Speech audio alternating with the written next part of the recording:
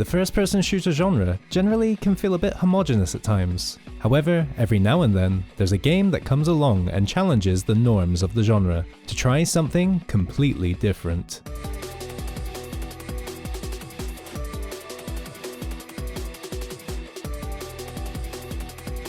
So when I first saw Neon White in 2022, I was drawn in by its eye-catching art style, fantastic soundtrack, and innovative gameplay. And it quickly became one of my favorite games of the year, and I felt the need to make this video to say why I think you should play Neon White.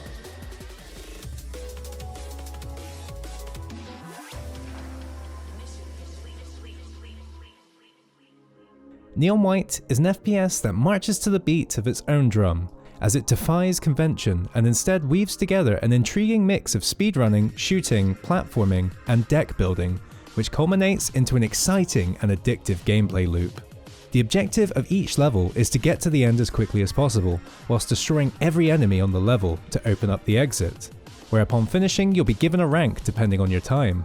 To improve your times, you'll have to get inventive with the route that you take through the level, and how you use the tools that you're given to dispatch enemies and also navigate the stage. This is where the deck building element comes in, as weapons in the game are represented as soul cards, which all have unique characteristics. You'll start every level with a katana card, which is a melee attack that can also reflect projectiles, but throughout the stage you'll find weapon cards, with each type offering something unique, not just in the way that they shoot, but mainly with their secondary ability that enhances your mobility, such as the pistol, which grants you a double jump, or the Uzi, which allows you to ground pound, and the machine gun that gives you an explosive, which can be used to kill enemies and boost the player into the air, like a rocket jump.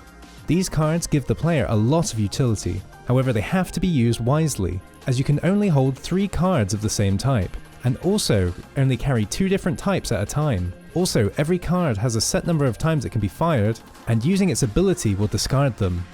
And they're meticulously placed throughout the stage, making sure that you just have enough to get through your obstacles, so you'll have to think carefully when using them. This is the crux of what makes Neon White such a joy to play, as the player is challenged to think strategically while progressing through levels, often making quick moment-to-moment snap decisions to find the optimum route through the level. The difficulty curve also feels perfect, as each chapter starts off by introducing a new mechanic through different weapons, enemies, and environments, and then throughout the chapter iterates upon it, making the levels more complex and demanding. And I found myself in a really satisfying flow state whilst playing through the main story. As for me, the levels never felt too hard or punishing to complete, and I found myself caught in the addictive gameplay loop of just wanting to try one more time and see what the next level would be like and what new mechanics it might have. And with each stage being relatively short and being able to restart immediately, it was easy to play for hours on end. Another unique aspect of Neon White is its art style and story, which unfolds in heaven, where the souls of deceased sinners referred to as neons must compete for their salvation by cleansing heaven of invading demons.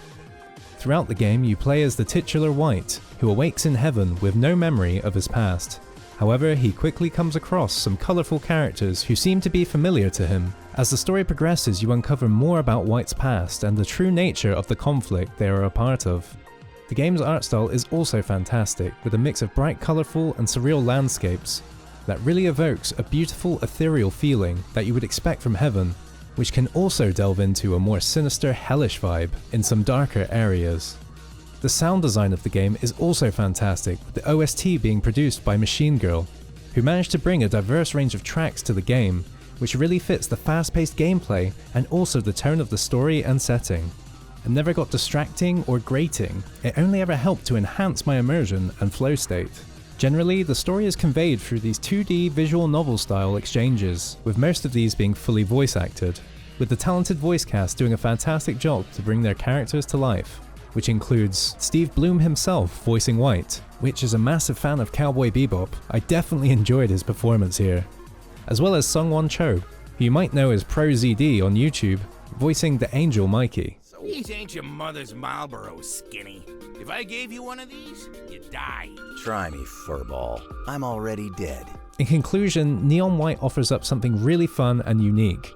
However, as much as I enjoyed the story, I think it's clear to see that some aspects of it won't be for everyone.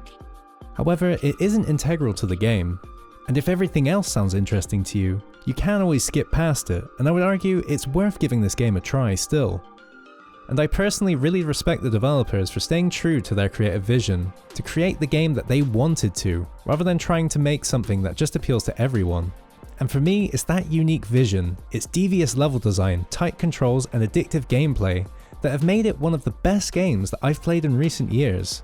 It also offers a decent amount of value, with the main story taking around 10 hours to complete. However, there's a lot more on offer for completionists, as outside of improving your best time on each stage, there's also a hidden gift on every normal stage of the game, which will open up more of the story and also side quest missions, which all have different challenges and theming depending on which characters give them to you. These can also be played back to back in the level rush modes, for players who are looking to challenge their mastery of the game. If any of this has looked or sounded interesting to you, I strongly recommend giving the game a go, and support some independent devs who aren't afraid to take risks and make new experiences. It's currently available to play on Steam, PS4, PS5 and Nintendo Switch, with an Xbox release coming soon. Not bad for a dead guy, huh?